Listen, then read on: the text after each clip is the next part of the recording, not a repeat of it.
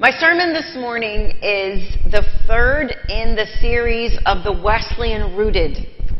And the title for this morning is Love Actively. It's more than a feeling.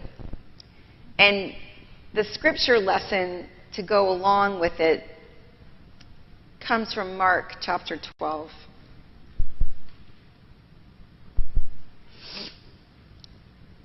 One of the scribes came near and heard them disputing with one another. And seeing that he answered them well, he asked him, "Which commandment is the first of all?" Jesus answered, "The first is, 'Hear, O Israel, the Lord your God, the Lord is one. And you shall love the Lord your God with all your heart, with all your soul, with all your mind, and with all your strength. The second is this: you shall love your neighbor as yourself. There is no other commandment greater than these."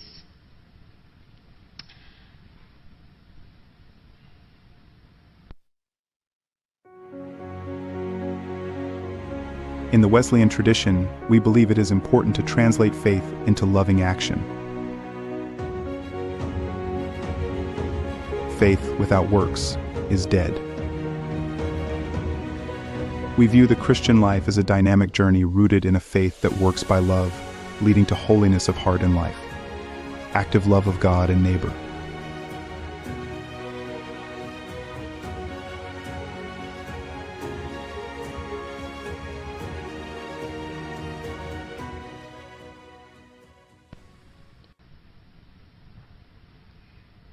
This is who we are in the Wesleyan tradition.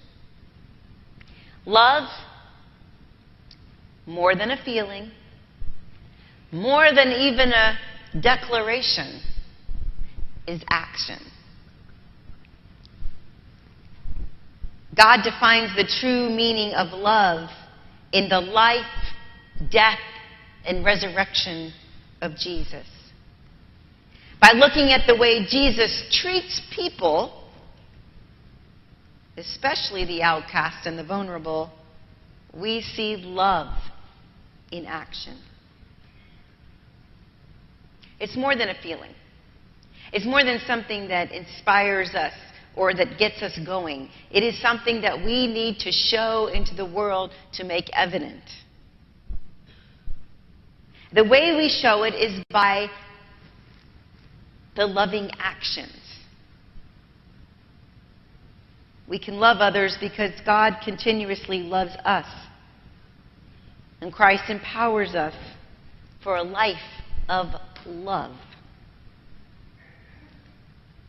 Love includes acts of compassion and acts of justice, both of which are intended to manifest the love of God in the world.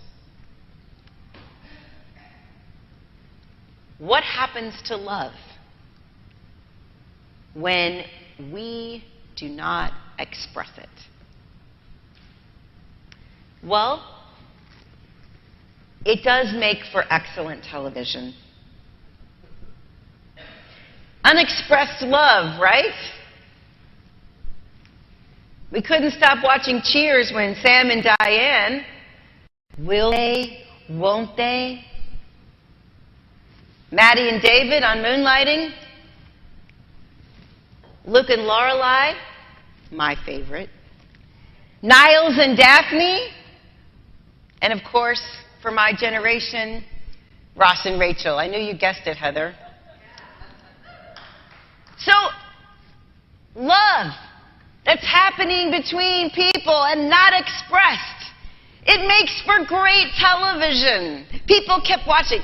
Ask the creators of Moonlighting. They put the two together in like season 3 and nobody watched after that. Nobody cared. It makes for great television, but it makes for crummy discipleship.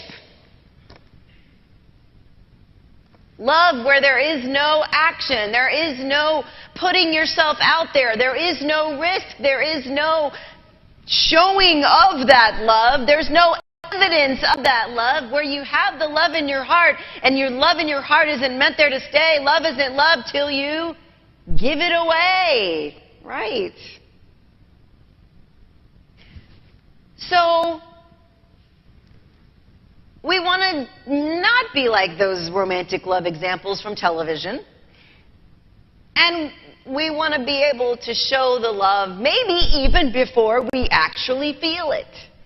Because the path of the disciple in the Wesleyan tradition is a person that shows love.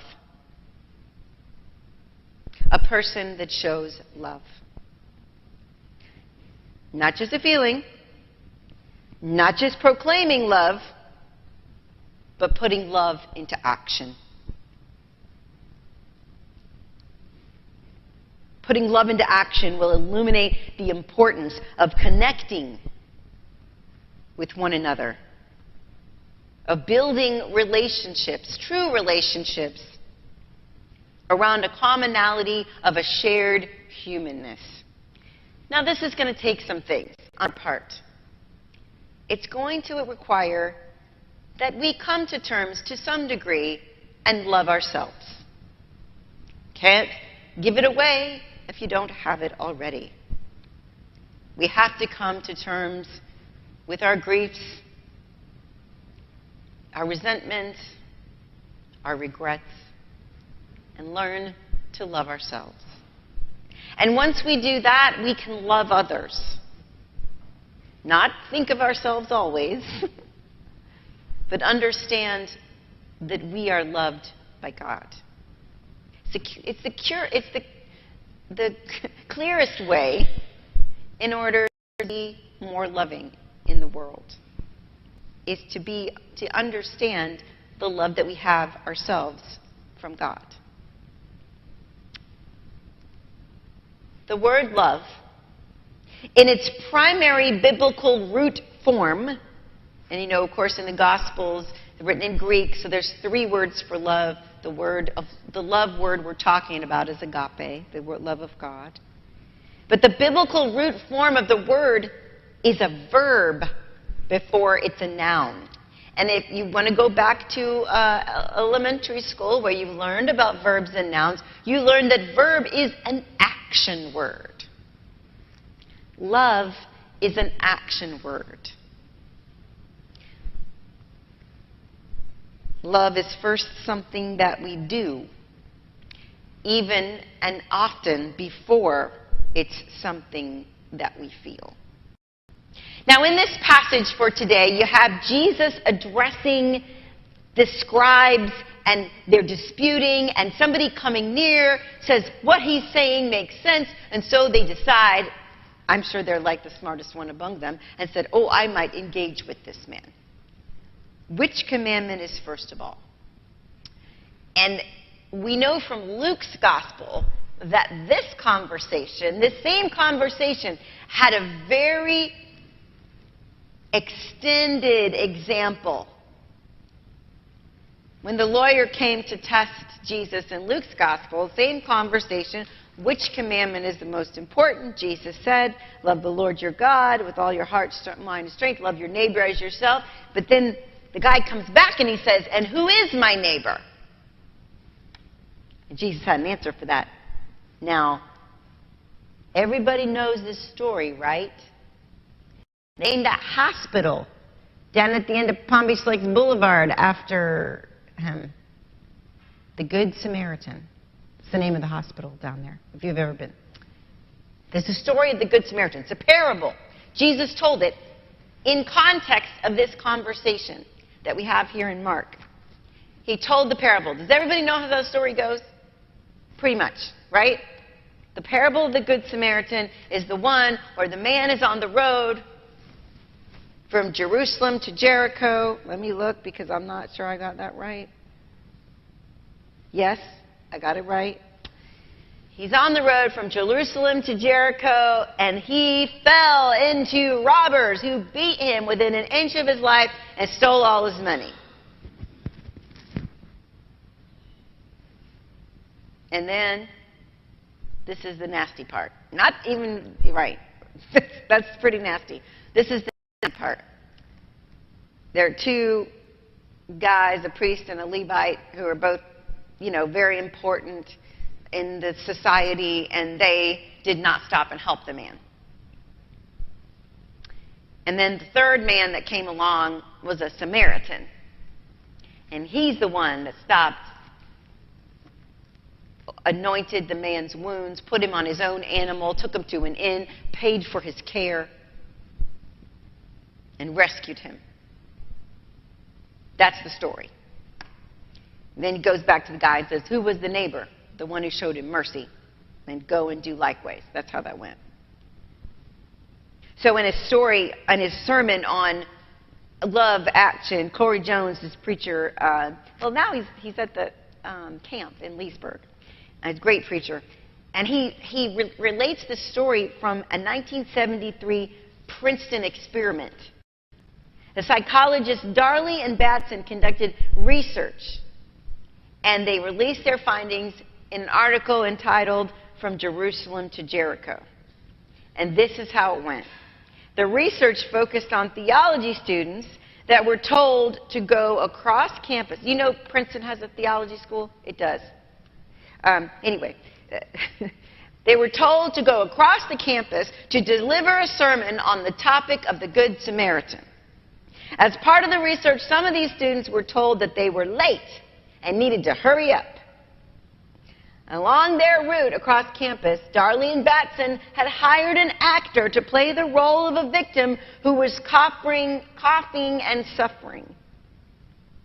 90% of the late seminary students ignored the needs of the suffering person in their hurry to get across campus. The study reports that on several occasions, a seminary student going to give their talk on the parable of a Good Samaritan literally stepped over the victim as they hurried away to tell of Jesus' parable about the very same thing. If we were their professors, they said, we would give them credit for a good sermon. But what would we say about the way they stepped over the victim? What credit is it to them and to us to have great faith and no good deeds? What credit is it to us if our circumstances dictate our actions more than our love? What credit is it to us if we only love certain people or when it's convenient for us? Loving others is hard. I dare say I might have been one of those seminary students that stepped over a man.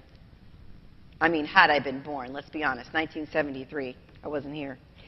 But I would be interested to see, somebody had to be, this story had to be playing in their minds, and they step right over someone on their way to deliver it.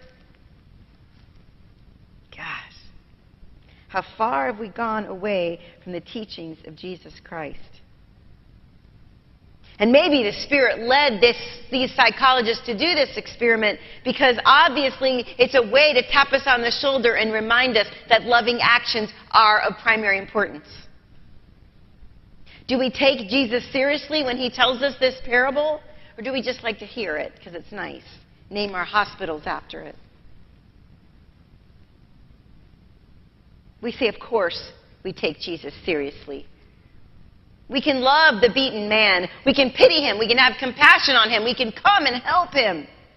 But, okay, close your eyes now. I want you to imagine your enemy. The enemy that Jesus asks you to love and pray for. It could be someone specific, or it could be someone who belongs to a group that you dislike or you think is just despicable. Do you have that picture of that person in your mind? Okay, now put that person in Jesus' parable. But wait, not as the person who is beaten up and needs help.